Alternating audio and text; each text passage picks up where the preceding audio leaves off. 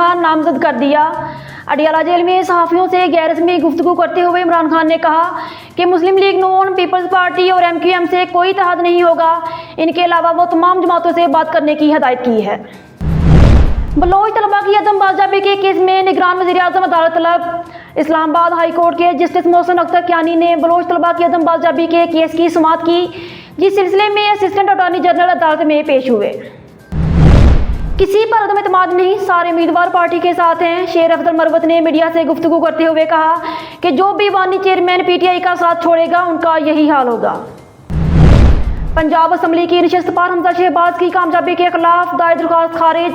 Lahore high court के justice Ali बाकर ने मोहम्मद खान मदनी की दरख्वास्त पर समाअत की, जिस दौरान दरख्वास्त गुजार ने कहा, मुझे 1100 वोटों से शिकस्त दवाई गई।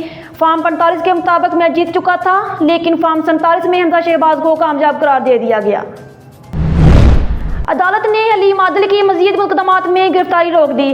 सिंध हाई कोर्ट में हलीम आदिल शेख की मुतादिद मुकदमात में गिरफ्तारियों के खिलाफ दरख्वास्त पर समाअत हुई, जिसमें अदालत ने कहा कि हलीम आदिल को किसी भी नए मुकदमे या किसी केस के चलान में नामजद न किया जाए। बिस्मिल्लाहिर्रहमानिर्रहीम, अस्सलाम वालेकुम। स्काई न्यूज़ के साथ मैं हूं मदीहा चौधरी। हेडलाइंस आपने जानी, न्यूज़ स्टूडियो से फिल वक्त इतना ही। मजीद खबरों और अपडेट्स के लिए देखते रहिए स्काई न्यूज़।